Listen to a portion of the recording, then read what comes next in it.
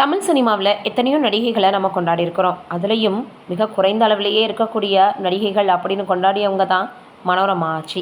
ஏன்னா அந்தளவுக்கு தன்னுடைய காமெடியால் ரொம்பவே மக்களுடைய மனதில் இடம் பிடிச்சவங்க. அவங்களுக்கு அப்புறமாக யாருமே இல்லையோ அப்படின்னு எதிர்பார்த்த நேரத்தில் தான் கோவை சரளா அவர்கள் தமிழ் சினிமாவில் அறிமுகமானாங்க. கைவிட்ட தந்தை வயிற்றில் பார்த்திங்கன்னா குழந்தையோடு இருந்திருக்கிறாங்க. நம்ம எல்லாருக்குமே தெரியாத இன்னொரு பக்கம் இருக்குது, மனோரமா அவர்களுக்கு ஒரு கண்ணீர் கதை இருக்குது அப்படின்றத நம்ம இந்த வீடியோவில் பார்க்க போகிறோம். 1958ஆம் ஆண்டு கவியரசு கண்ணதாசன் அவர்கள் மாலையிட்ட மங்கை என்ற திரைப்படத்தை தயாரிக்கிறார். அந்த திரைப்படத்தில் நகைச்சுவை கதாபாத்திரத்தில் நடிக்கிறதுக்கு மனோரமா அவர்களை அணுகியிருக்காங்க. ஆனால் மனோரமா, நான் நாடகங்களில் கதாநாயகன் நடிச்சிட்ருக்கேன், நான் எப்படி நகைச்சுவை நடிகையாக நடிப்பதுன்னு கேட்டிருக்காங்க.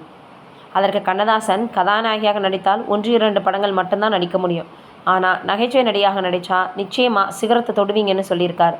அவர் சொன்ன வார்த்தை உண்மையாகி நகைச்சுவையில் சாதனை படைச்சாங்க மனோரமா. 1937ஆம் ஆண்டு மன்னார்குடியில் பிறந்தவங்க தான் நடிகை மனோரமா. அவரின் இயற்பெயர் கோபி சாந்தா. இவர் தஞ்சாவூர் மாவட்டம் ராஜமன்னார்குடியில் ஒரு வசதியான குடும்பத்தில் காசியப்பன் மற்றும் ராமாமிர்தம் அம்மாள் தம்பதிகளுக்கு மகளாக பிறந்தவங்க. மனோரமாவினுடைய அப்பா காசியப்பன் இரண்டாவதாக ராமாமிர்தம் அவர்களின் சகோதரி திருமணம் செஞ்சார். இதனால் கணவருடன் ஏற்பட்ட மனக்கசப்பால் கணவரை விட்டு பிரிந்து மனோரமாவை அழைத்து கொண்டு காரைக்குடிக்கு வந்து வீட்டு வேலை செய்து குடும்பத்தை காப்பாற்றியிருக்காங்க மனோரமா அவர்களினுடைய அம்மா. வசதியான குடும்பத்தில் பிறந்த மனோரமா ஒருவேளை சாப்பாட்டிற்காக நிறைய வீடுகளில் வேலை செஞ்சுருக்காங்க. ஓட ஓட வறுமை துரத்திக்கிட்டே இருந்ததுனால வறுமையின் பிடியில் இருந்து தப்பிப்பதற்காக தனது 12 வயதில் நாடக கம்பெனி ஒன்றில் சேர்ந்தாங்க. அப்போது தான் கோபி சாந்தா என்ற தனது பெயரை மனோரமா அப்படின்னு மாற்றிக்கிட்டாங்க.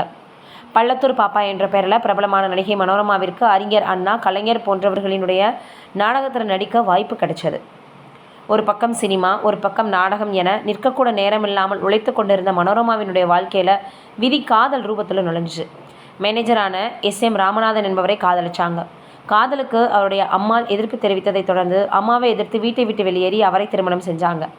திருமணம் செய்து கொண்ட கொஞ்ச நாட்களிலேயே காதல் கசக்க தொடங்கிவிட இருவருக்கும் இடையே அடிக்கடி மனக்கசப்பு வந்திருக்கு.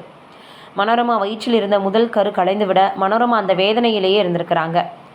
அதற்கப்புறமாக கட்டாயப்படுத்தி மிகப்பெரிய அளவில் நாடகங்களில் நடிக்கணும் அப்படின்னு சொல்லி அவங்களுடைய கணவரோ இல்லை வீட்டில் இருந்தால் பணம் வராது அப்படின்னு ஒரே மாதத்திலே நாடகத்தில் நடிக்கும்படி கேட்டிருக்காங்க. கணவரின் வற்புறுத்தலால் வேறு வழியே இல்லாமல் தொடர்ந்து நாடகங்கள் நடித்து வந்திருக்காங்க மனோரமா.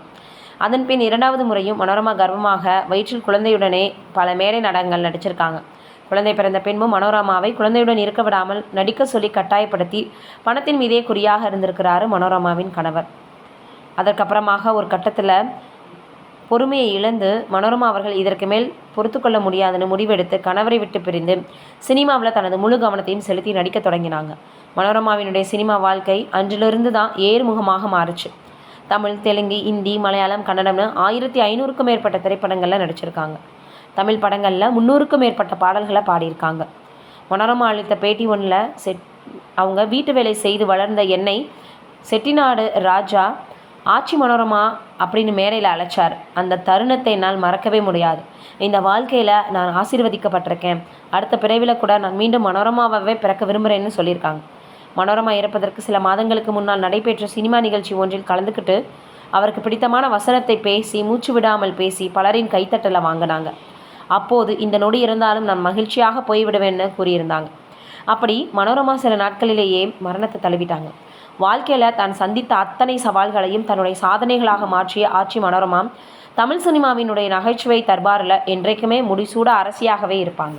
இன்று வரைக்கும் அவர்களுக்கு பிடிக்காத ஆட்களை இருக்க முடியாதுன்னு சொல்லக்கூடிய அளவுக்கு அம்மா கதாபாத்திரமாக இருந்தாலும் சரி, இல்லை காமெடி கதாபாத்திரமாக இருந்தாலும் சரி, சூப்பராக நடித்து ரொம்பவே அசத்தியிருப்பாங்க. உண்மையிலேயே எப்படிப்பட்டவர்களுக்கெல்லாம் இப்படி சோகமான வாழ்க்கை அவர்களுக்கு பின்னாடி இருக்கிறது அப்படின்றத நம்ம நினைத்து பார்க்கும் பொழுதே மனசு வேதனையாக இருக்குது. அனுபவித்தவர்களுக்கு எப்படி இருக்குமோ தெரியலை. நீங்கள் என்ன நினைக்கிறீங்கன்னு கமெண்ட்டில் சொல்லுங்கள்.